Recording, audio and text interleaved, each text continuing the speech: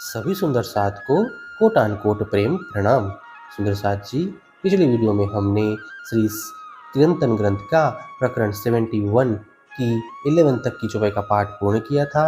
आज हम आगे की चौपाई का पाठ करेंगे। सुंदर साथ जी, अगर आपको यह वीडियो अच्छा लगे तो प्लीज़ लाइक करें और जो भी सुंदर साथ आपके साथ जुड़े हुए हो उन सबको भी यह वीडियो अवश्य शेयर करें। सुंदर साथ जी, जिन्होंने अब तक हमारे इस चैनल को सब्सक्राइब नहीं किया वे प्लीज़ इस चैनल को सब्सक्राइब कर दें ताकि आने वाले नए वीडियो का नोटिफिकेशन आपको तुरंत मिल जाए। मुल्क हुआ नबियन का आखिर हिंदुओं के दरमियान, गिरो भेस फकीरों में पातशाह मोहम्मद परवान।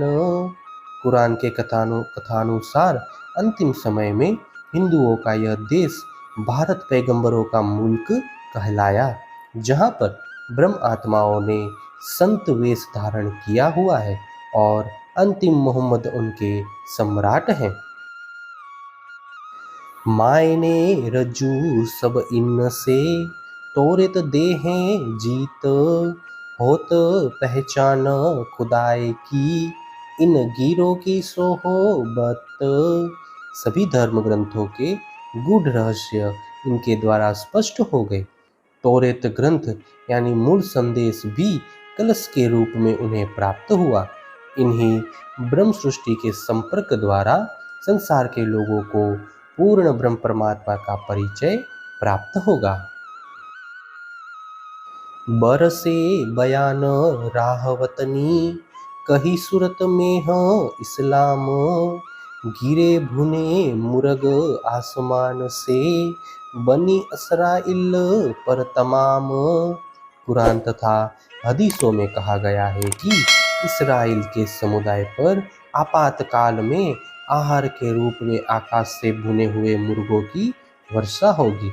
महामती ने इस प्रसंग का यह तात्पर्य निकाला है कि आत्म जागृति के समय ब्रह्म आत्माओं को स्वयं की पहचान कराने के लिए तारतम सागर वाणी का अवतरण होगा। 6000 बाजू दोए बगल, जबराइल ऊपर रुहन, 11 सदी गिरह खोल के चले मोहम्मद संग मोमन।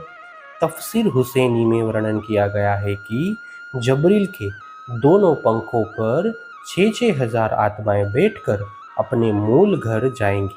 महामती इसका स्पष्टीकरण इस प्रकार करते हैं कि 11वीं शताब्दी का रहस्य खोलकर अंत में आखिरी मोहम्मद यानी मैं स्वयं महामती ब्रह्म आत्माओं को साथ लेकर परमधाम जाएंगे। खुदा देवे साहेदी खुदाए की और ना किन्हू होए, करे बयान फुरमावे हुकम लायक पूजने के सोए। कुरान में कहा गया है कि खुदा के साक्षी स्वयं खुदा ही बनेंगे। खुदा के अतिरिक्त अन्य कोई भी इनका साक्षी बन नहीं सकता। खुदा की आज्ञा के अनुरूप जो खुदा का वर्णन करता है वही पूज्य है।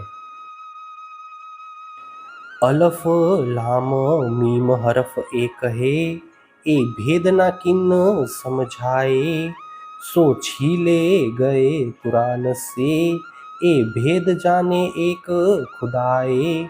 कुरान में लिखित अलिफ, लाम और मीम अक्षरों का रहस्य कोई भी समझ नहीं सका। इन अक्षरों को अगम कहा कहकर कुरान में इनके रहस्य को गुप्त रखा गया है और कहा है कि इन रहस्यों का अर्थ तो स्वयं खुदा ही जानते हैं।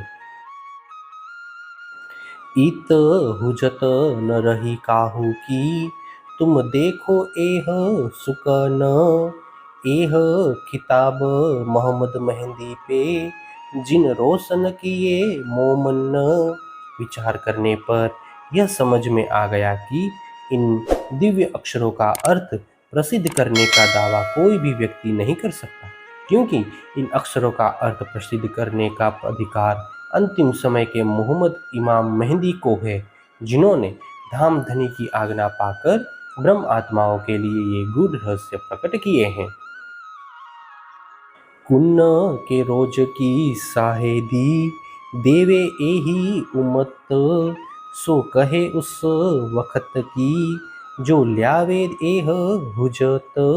खुदा ने जिस दिन कुन यानी हो जा अर्थात सृष्टि का सृजन हो कहकर सृष्टि रचना की आज्ञा दी, उस दिन की साक्षी भी ब्रह्म सृष्टि ही देगी। वस्तुतः वे ही उस समय की बातें कर सकते हैं जो उस समय वहां होने का दावा करते हैं। तोरे तो आई नूर बिलंद से, आखर उमत करी बेशक। भई चिन्हार मोहम्मद मुसाफ की, जैसे पहचानने के काहक। हजरत मूसा को प्राप्त हुए तौरेत ग्रंथ में अंतिम समय में प्रकट होने वाली ब्रह्मात्माओं का वर्णन है। इस प्रकार हजरत मोहम्मद तथा कुरान के सब संकेतों का परिचय प्राप्त हो गया है। सब सिफते एक गिरोह की, लिखी जुदी जुदी जंजीर। कोई पावे न दूजा मायना, बिना मोहम्मद फकीर। वस्तुतः सभी विशेषताएं एक ही समुदाय यानी ब्रह्म सृष्टियों की है, जो विभिन्न धर्म ग्रंथों में अलग अलग रूप में लिखी गई है। इन धर्म ग्रंथों का रहस्य फकीर यानी संत के रूप में आए हुए आखिरी मोहम्मद के बिना अन्य कोई स्पष्ट नहीं कर सकता। प्रकरण 71 चौपाई 908।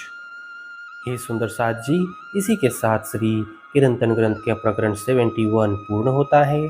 आगे की वीडियो में हम नए प्रकरण का पाठ करेंगे। सुंदर साथ जी, अगर आपको यह वीडियो अच्छा लगा हो तो प्लीज़ लाइक, शेयर और सब्सक्राइब अवश्य कर दें। प्रणाम जी।